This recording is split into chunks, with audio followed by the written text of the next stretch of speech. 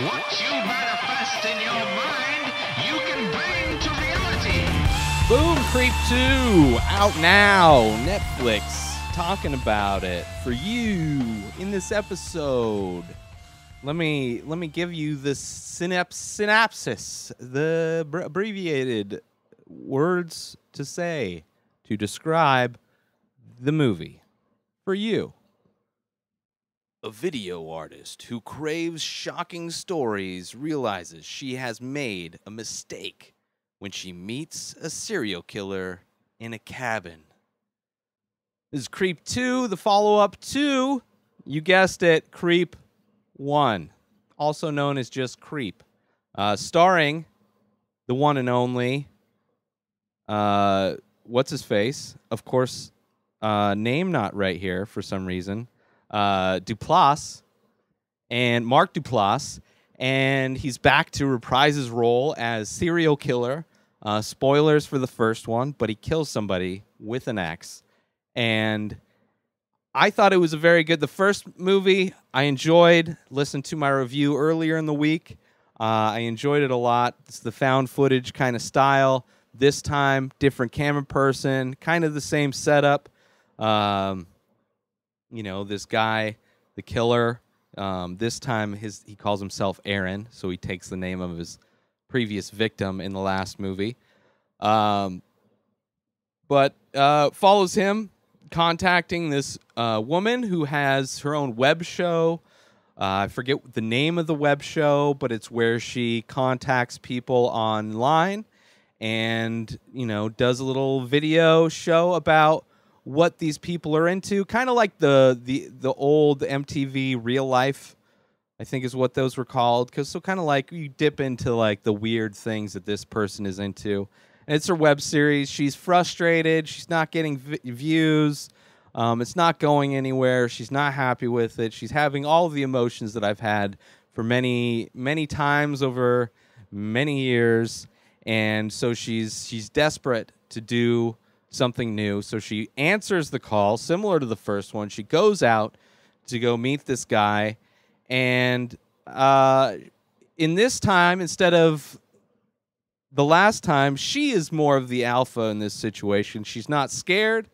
I think more of her desperation to find something interesting and be successful overrides her nerves or her ability to like kind of be the beta in the relationship, as it were, in this movie. So it gives a different dynamic where, you know, where Duplass's character is more vulnerable.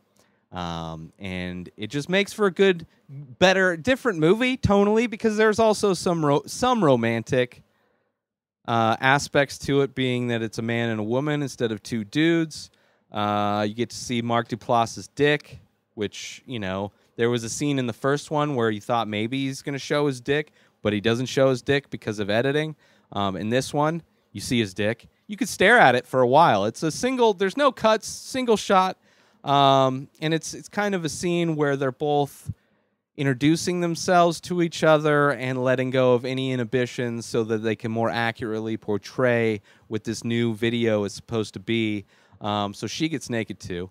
But he confesses to her right away that because he is also just unsatisfied with his murderous desires, and he films all of these things, and he collects them, as you see at the end of the first one, that he collects all the videotapes of videos, the people that he's lured and manipulated and then later killed. So he's frustrated, and he's like, how do I change this up? I'm turning 40. How am I going to, like, set the bar? Because he's the most successful serial killer that nobody knows about, so he wants her to make a documentary about it. And he's going to be honest, and he tells her that he's not going to kill her. If, you know, the 24 hours that he needs her, he's not going to kill her. And it's a good movie. It gives a different perspective, also creepy. She doesn't do necessarily the things that he does. There's some twists at the end that I enjoyed, where it's like, because of the relationship, you kind of, the things that you would normally predict him to do, he doesn't do. Yeah, and there's kind of almost a Romeo and Juliet moment at the end of the movie that may go one way, may go another way. Maybe it sets up for another movie. Maybe it ends the franchise, as it were. And even that end of that scene, you don't know because there's another twist that happens at the very, very end of the movie. But I enjoy this franchise. I was disappointed. If I was disappointed at anything, I would have loved, since especially the premise of this movie, the follow up is that he's doing a documentary. I was hoping to see more of his murders, at least like, oh, they sit down and they have a movie night and they go through. He only shows her the video from the last one, the end of the last one, where the dude gets chopped in the head with an axe, which is framed beautifully. It was a beautifully framed shot. Long take. The movie is shot well. It's minimal. Acting, writing, everything's good. So it's not like they're cramming a bunch of crap in there that makes it not work or just like overly confuses things. But I enjoyed Creep 2. Great follow-up to the sequel, to the original. I'm looking forward to if they do another one. I enjoy this anti-hero guy, this villain, this serial killer. And whether he sticks around or it's something different in the next one, spoilers, I don't know. It's an interesting premise. I think that they could go far with and even do more. Hopefully, the next one, if he's still around, they show different murders that he's done. I mean, I guess they showed an earlier, like the movie starts off where it's like he's already in progress with another person that he's become friends with. But yeah, it would also be nice maybe to dig a little bit deeper in his, because they try to interview him, both the first movie and the second movie, the people that are filming him try to interview him, but he's very hesitant with coming, clean with anything. He doesn't really open up about anything. He's mainly lying to them to manipulate them into filming him.